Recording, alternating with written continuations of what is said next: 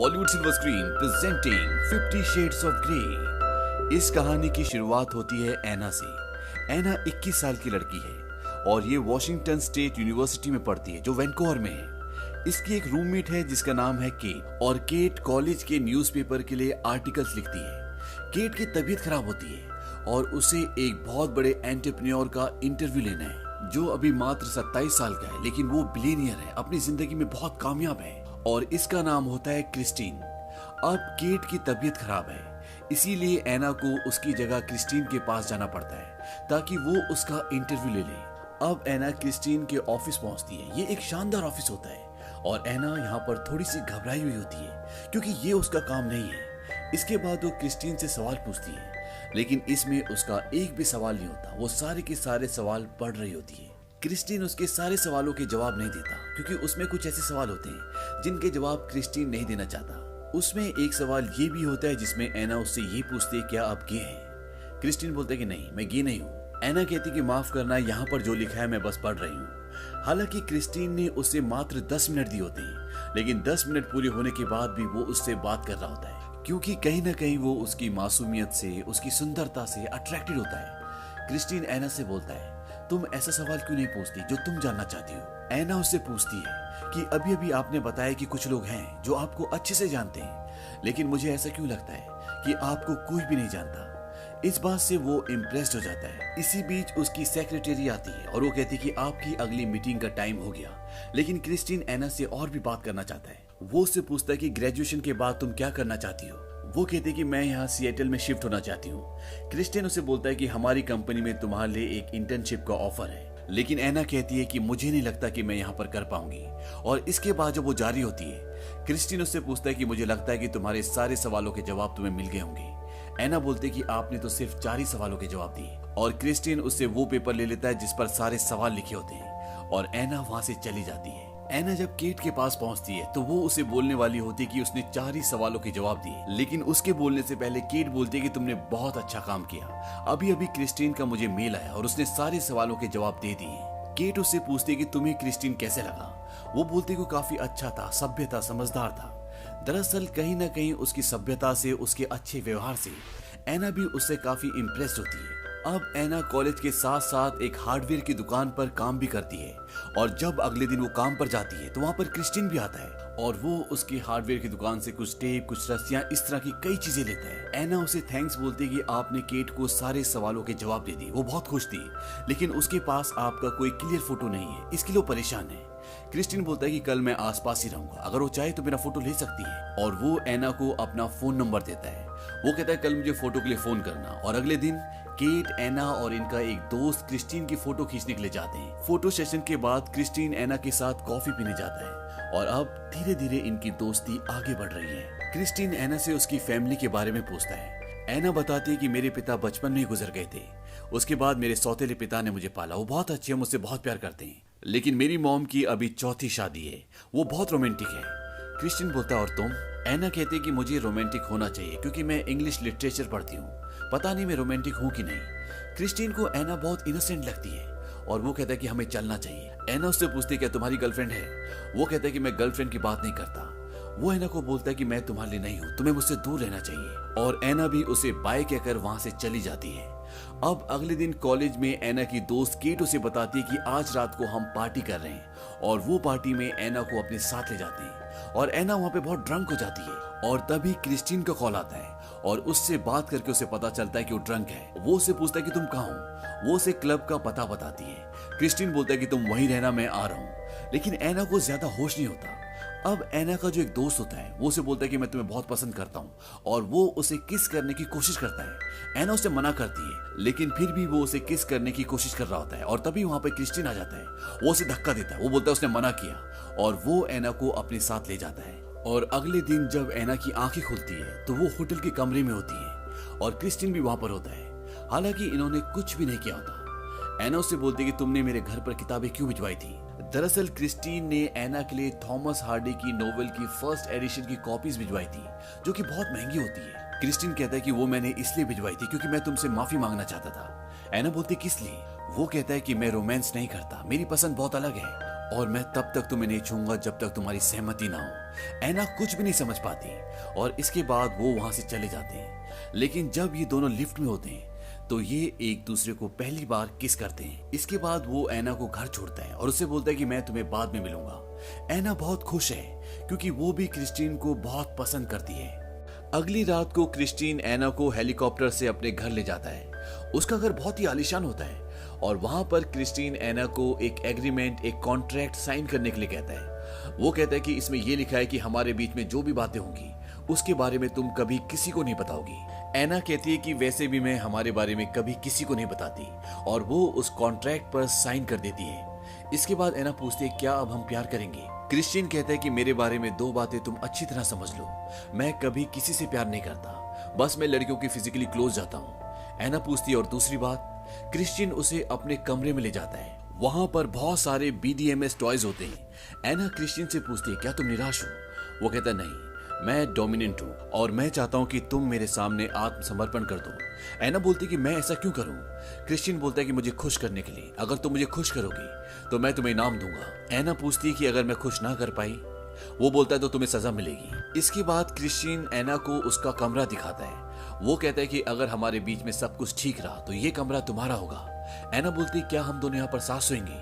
Christine बोलता है कि मैं कभी किसी के साथ नहीं सोता। क्रिस्टीन ऐना को यह भी बताता है कि कुछ भी करने से पहले तुम्हें एक कॉन्ट्रैक्ट और साइन करना पड़ेगा। उसमें बहुत सारी शर्तें हैं, अगर तुम्हें वो सभी शर्तें मंजूर होंगी तभी हम आगे कुछ करेंगे। अब बातों ही बातों में क्रिस्टीन को यहाँ पर यह पता चलता है कि ऐना कभी भी किसी लड़के के क्लोज नहीं गई, यानी कि उसने कभी फिजिकल रिलेशनशिप बनाए नहीं। इस बात से वो बहुत प्रभावित होता है और इसके बाद उन दोनों के बीच में फिजिकल रिलेशनशिप डिवेलप हो जाता है। अब ये धीरे धीरे और भी एक दूसरे के क्लोज होना शुरू हो जाते हैं और अगली सुबह एक बार फिर ये फिजिकली एक दूसरे के बहुत करीब आ जाते हैं। अब इसी दौरान क्रिस्टीन की मॉम भी घर पर आ जाती है और वो जब क्रिस्टीन को ऐना के साथ देखती है तो उसे बहुत खुशी होती है क्योंकि इससे पहले उसने क्रिस्टीन को किसी भी लड़की के साथ नहीं देखा था। उसकी मॉम को ये लगता था कि क्रिस्टीन होमोसेक्सुअल है, जैसा कि लोग बातें किया करते थे, और वो ऐना से मिलकर खुश होती है और ऐना को अपने घर पर आने के लिए इनवाइट भी करती है। अब क्रिस्टीन की मॉम के जाने के बाद ऐना क्रिस्टीन की उन सारी शर्तों के लिए मना कर देती है जो उसने उससे एक रात पहले कही थी। दरअसल वो उसके सामने समर्पित नहीं होना चाहती, इसीलिए वो उसके इस प्रपोजल को मना कर देती है। क्रिस्टीन ऐना को घर छोड़ने के लिए जाता है और रास्ते में क्रिस्टीन ऐना को ये भी बताता है कि उसका पहला फिजिकल रिलेशनशिप उसकी मॉम की दोस्त के साथ हुआ था जब वो 15 साल का था। उनका रिश्ता 6 साल तक रहा और अब वो नॉर्मल दोस्तों की तरह बात करते हैं। क्रिस्टीन ऐना को वो कॉन्ट्रैक्ट भी देता है जिसके बारे में उसने उसे बताया होता है। वो बोलता है कि इसे पढ़ लेना। ऐना उस कॉन्ट्रैक्ट को लेकर वहां से निकल जाती है। इसी बीच क्रिस्टीन ऐना को बहुत सारे गिफ्ट्स भी भेजता है। वो चाहता है कि ऐना उसकी बात को मान जाए। ऐना उसके कॉन्ट्रैक्ट को पढ़ती है।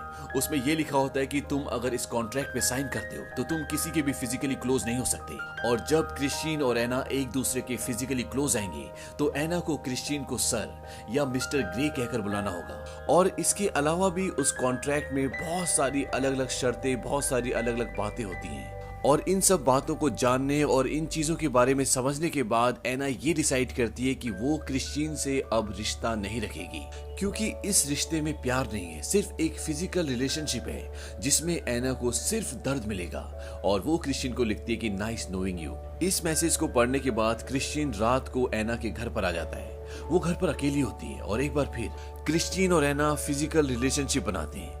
ऐना क्रिस्टीन को सच में बहुत पसंद करती है, लेकिन उसकी जो शर्तें होती हैं वो उसे मंजूर नहीं होती और इसीलिए उसने अभी तक कॉन्ट्रैक्ट साइन नहीं किया।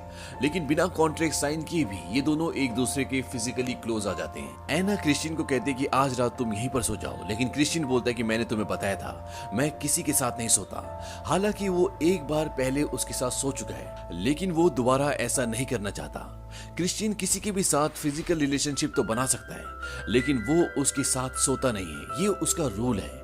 क्रिस्टीन वहां से चला जाता है और इसके बाद इन दोनों की चैटिंग होती है और चैट में ऐना ये बोलते है कि मैं इस कॉन्ट्रैक्ट को साइन करने के लिए तैयार हूँ, लेकिन इससे पहले मैं एक ऑफिशियल मीटिंग चाहती हूँ। और इन दोनों के बीच में एक ऑफिशियल मीटिंग्स होती है और इस मीटिंग में क्रिस्टीन और एना उन सारे पॉइंट्स को डिस्कस करते हैं जो उस कॉन्ट्रैक्ट में होते हैं। एना बहुत सारे पॉइंट्स को हटवा देती है क्योंकि बहुत ही पेनफुल होते हैं, एना को पसंद नहीं होती, और क्रिस्टीन भी उन्हें हटा देता है। लेकिन अभी भी एना उस कॉन्ट्रैक्ट को साइन नहीं करती। क्रिस्टीन एना को बाहर छोड़ने जाता है। वहां पर एना की गाड़ी भी होती है जो कि बहुत ही नॉर्मल होती है। एना बोलती है, ये है मेरी गाड़ी, बहुत बढ़िया है ना। दरअसल एना क्रिस्टीन को ये बताना चाहती है कि वो बहुत ही सिंपल परिवार से आती है। एना वहां से चली जाती है। एना ने अभी तक कॉन्ट्रैक्ट को साइन नहीं किया क्योंकि वो समझ चुकी है कि इन दोनों के बीच में जो रिश्ता होगा वो रोमांटिक नहीं होगा, उसमें सिर्फ एक सेक्सुअल डिजायर होगी और इस डिजायर में एना को सिर्फ दर्द मिलेगा। एना कई दिनों तक क्रिस्टीन से नहीं मिलती और अब एना का ग्रेजुएशन फाइनल का दिन आता है और यहाँ पर क्रिस्टीन को एक स्पीकर के तौर पर बुलाया जाता है। एना और क्रिस्टीन की बातें यहाँ पर होती हैं और यहाँ क्रिस्टीन एना को एक गाड़ी भी गिफ्ट करता है। हालांकि एना नहीं लेना चाहती। क्रिस्टीन उसकी पुरानी गाड़ी अपने ड्राइवर को बोल के बिकवा देता है और उसको बिना बताए वो उसे ये खूबसूरत तोहफा देता है। लेकिन अभी भी क्रिस्टीन के बिहेवियर से एना बहुत ही डिस्ट्रैक्ट रहती है और जब एना की मॉम का कॉल आता है तो वो देखती है कि उनकी बेटी परेशान है, इसीलिए एना की मॉम उसे अपने पास बुला लेती है और जब वो वहां पर होती है तो क्रिस्टीन भी वहां पर आता है और वो दोनों वहां से निकलकर सेपरेटली मिलते हैं और यहाँ पर एक बार फिर से इनके बीच में फिजिकल रिलेशनशिप डेवलप होता है और ये इस बार उस तरह से होता है जिस तरह से क्रिस्टीन चाहता है। वो उस पर अपने BDMS टॉयज का इस्तेमाल करता है लेकिन ये इतना पेनफुल नहीं होता। एना को इतना दर्द नहीं होता, उसे अच्छा लगता है और अगले दिन वो उसे अपनी फैमिली से मिलवाने के लिए भी ले जाता है। वो उनके साथ डिनर करती है और डिनर के बाद क्रिस्टीन उसे अकेले में ले जाता है। वो उसे बोलता है कि तुम मेरी हो। एना बोलती है कि मैं तुम्हें समझ नहीं पा रही हूँ, हम एक साथ एक बिस्तर में क्यों नहीं सो सकते, तुम मुझे अपने आप को छूने क्यों नहीं देते और तुम ऐसे क्यों हो, मैं भी तुम्हें छूना चाहती हूँ, मैं तुमसे प्यार करना चाहती हूँ। दरअसल जब ये एक दूसरे के करीब होते हैं तो क्रिस्टीन उसे अपने आप को छूने नहीं देता, वो उसके हाथ बांध देता है। लेकिन एना क्रिस्टीन से सचमुच का प्यार करती है, वो उसे छूना चाहती है, उसे प्यार करना चाहती है, लेकिन क्रिस्टीन उसे इन सब बातों के लिए अलाउड नहीं करता। क्रिस्टीन के शरीर में बहुत सारे जलने के निशान भी होते हैं और जब एना उससे पूछती है तो क्रिस्टीन रात को उसे बताता है कि जिस महिला ने उसे जन्म दिया वो एक वेश्या थी और जब वो 4 साल का था तो उसकी मौत हो गई। दरअसल क्रिस्टीन ने एना को अपनी जिस मॉम से मिलवाया था वो उसकी सगी मॉम नहीं होती। वहीं एना की अब ग्रेजुएशन पूरी हो चुकी है, इसीलिए वो सिएटल से हमेशा के लिए जॉर्जिया जा रही है जहाँ पर उसकी मॉम रहती है और वो जॉर्जिया चली जाती है। जॉर्जिया जाने के बाद क्रिस्टीन को एना मिस करती है और क्रिस्टीन भी एना को मिस करता है और इसीलिए क्रिस्टीन एना से मिलने के लिए जॉर्जिया आ जाता है और ये दोनों यहाँ पर बहुत अच्छा टाइम स्पेंड करते हैं। क्रिस्टीन एना को अपने प्राइवेट प्लेन की सैर भी करवाता है। लेकिन इसके बाद क्रिस्टीन के ऑफिस से कोई कॉल आता है जिसकी वजह से क्रिस्टीन को जॉर्जिया से सिएटल वापस आना पड़ता है। लेकिन अगले दिन एना भी वापस सिएटल आ जाती है और वो क्रिस्टीन से मिलने के लिए जाती है। एना क्रिस्टीन से प्यार करती है, हालांकि क्रिस्टीन भी एना से प्यार करता है लेकिन वो एक्सेप्ट नहीं करता। उसके साथ अपनी कुछ प्रॉब्लम्स हैं, उसकी अपनी कुछ शर्तें हैं और इन दोनों के बीच में एक बार फिर से सेक्सुअल इंटरकोर्स होता है और ये सब उसी तरह से होता है जिस तरह से क्रिस्टीन चाहता है। वो एना को अपने आप को टच नहीं करने देता। एना उसी रात को उससे पूछती है कि तुम मुझे अपने आप को छूने क्यों नहीं देते, हमें बात करनी चाहिए। लेकिन क्रिस्टीन इस बारे में कोई बात नहीं करना चाहता। एना पूछती है क्या मैंने उस कॉन्ट्रैक्ट को साइन नहीं किया इसलिए ये सब है। वो कहता है बाहर में जाए कॉन्ट्रैक्ट, मुझे उससे कोई मतलब नहीं। एना पूछती है इसका मतलब उस कॉन्ट्रैक्ट में जो नियम लिखे थे उनका भी कोई मतलब नहीं है। क्रिस्टीन बोलता है कि नहीं, उनका मतलब है। एना पूछती है कि अगर मैंने कोई नियम तोड़ा तो? क्रिस्टीन बोलता है तो तुम्हें उसकी सजा मिलेगी। एना उससे पूछती है कि तुम मुझे चोट क्यों पहुंचाना चाहती हो, तुम मुझे दर्द क्यों देना चाहती हो? वो कहता है कि मैं ऐसे ही हूँ, मैं 50 शेड्स ऑफ फक्ड अप हूँ। एना बोलती है ठीक है, तुम्हें समझने का सिर्फ एक ही तरीका है, तुम मुझे सजा दो, मैं देखना चाहती हूँ कि तुम मुझे कौन सी सजा देते हो। इसके बाद वो एना को बोलता है कि मैं तुम्हें 6 बार मारूंगा और हर बार तुम मेरे साथ गिनोगी और वो एना को हर बार बहुत जोर से मारता है।